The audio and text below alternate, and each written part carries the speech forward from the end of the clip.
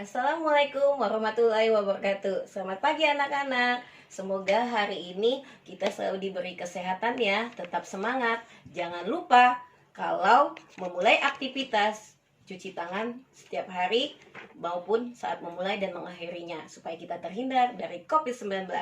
Oke, untuk pelajaran bahasa Indonesia, Ibu mulai dari bab 1 ya. Bab 1 ini mempelajari tentang bagaimana kita belajar mendeskripsikan. Mungkin kamu pernah dengar apa itu mendeskripsikan. Tapi sebelum kita memulai itu, Ibu ingin kamu mendengarkan lagu dulu. Lagu karya Ismail Marzuki, Rayuan Pulau Kelapa. Selamat mendengarkan. Jangan lupa ya, bernyanyi juga di rumah.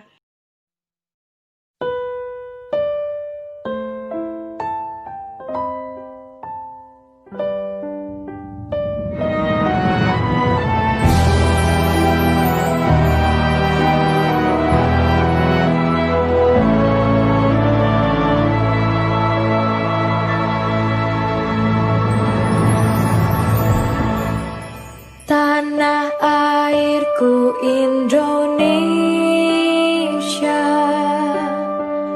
negeri elok amat ku cinta.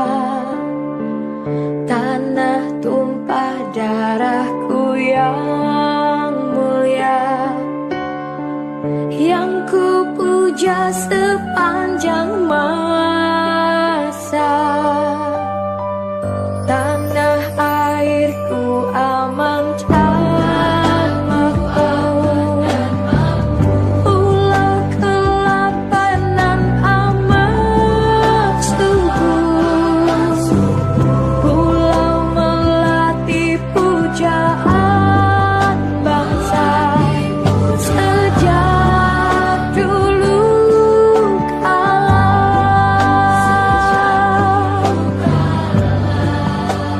Melambai-lambai nyiut di pantai, berbisik-bisik rajekana.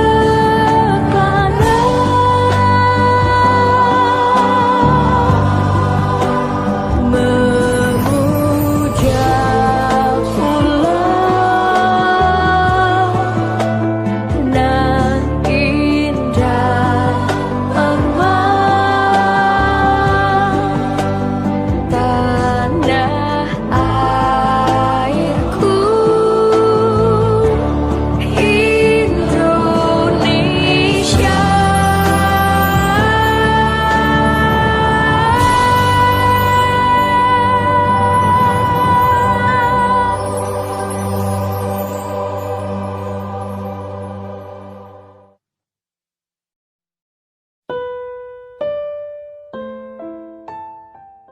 Setelah kalian mendengarkan lirik lagu Rayuan Pulau Kelapa, kalian juga harus tahu kompetensi dasar teks deskripsi ini.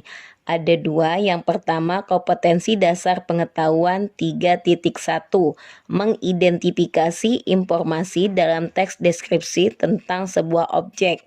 Objeknya bisa berupa sekolah, tempat wisata, tempat bersejarah, atau suasana pentas seni daerah yang didengar dan dibaca. Yang kedua, kompetensi dasar keterampilan 4.1, menentukan isi teks deskripsi yang objeknya bisa tempat wisata, tempat bersejarah, pentas seni daerah, kain tradisional, dan lainnya yang didengar dan dibaca.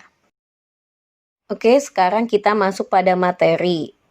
Ibu akan menjelaskan sedikit tentang pengertian dari teks deskripsi. Pengertian teks deskripsi adalah paragraf yang berisi penggambaran suatu objek, tempat, atau peristiwa tertentu kepada pembaca secara jelas dan terperinci, sehingga pembaca seolah-olah melihat dan merasakan sendiri apa yang dideskripsikan oleh penulis.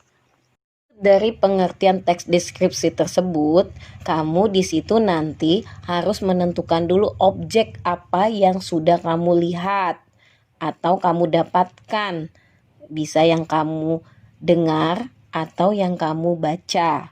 Contoh misalnya, kamu pernah pergi ke tempat wisata.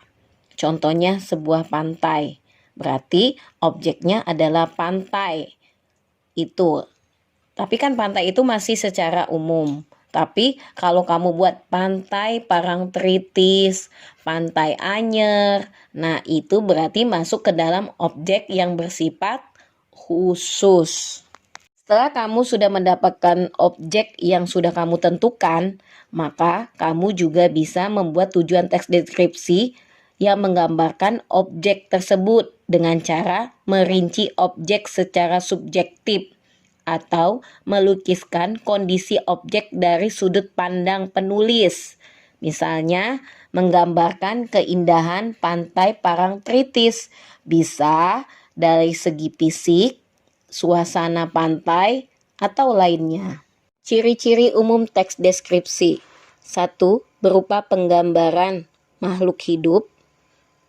Objeknya bisa manusia, hewan, bisa juga benda, tempat, dan suasana. Nah, di sini nanti kamu bisa memilih mana yang akan kamu ambil objeknya. Kemudian yang kedua, ada kaitannya dengan panca indera. Nah, ciri umum teks deskripsi juga ada kaitannya dengan panca indera. Yang pertama, indera penglihatan atau mata. Ini dapat kita lakukan pada saat kita melihat sesuatu objek. Contoh misalnya, saya melihat pantai Parangtritis itu indah. Nah, di situ kata indah itu berarti sudah mewakilkan penglihatan mata atau panca indera mata. Kemudian yang kedua, penciuman atau hidung. Nah, panca indera penciuman ini contoh misalnya objeknya bunga.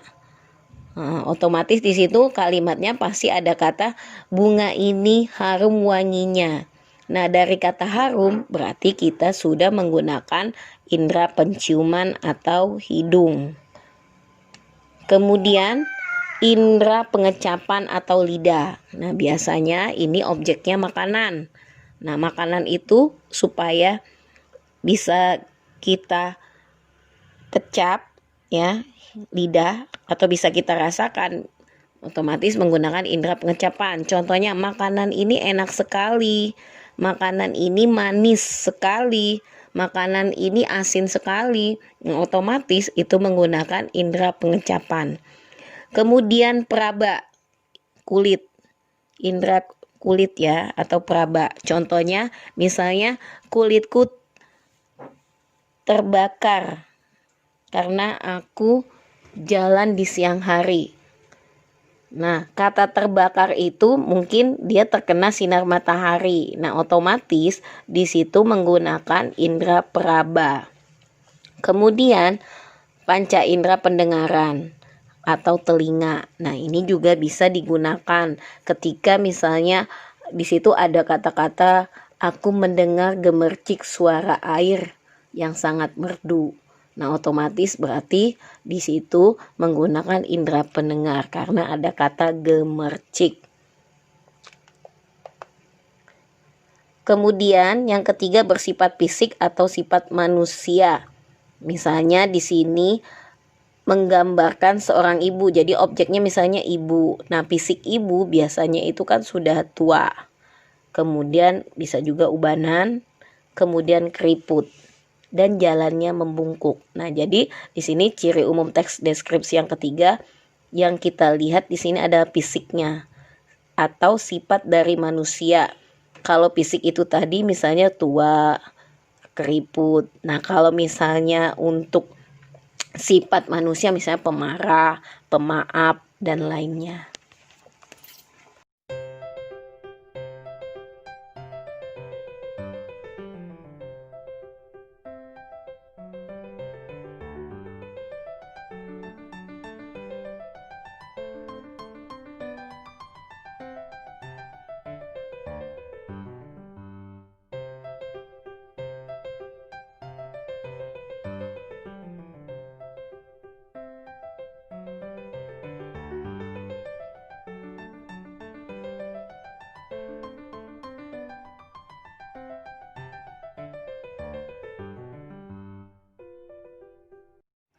Cukup sampai di sini dulu materi pembelajaran kita hari ini. Nanti kita lanjutkan kembali minggu depan menelaah struktur dan unsur kebahasaan pada teks deskripsi. Tetap semangat dan jangan lupa selalu cuci tangan setiap awal dan akhir aktivitas. Wassalamualaikum warahmatullahi wabarakatuh.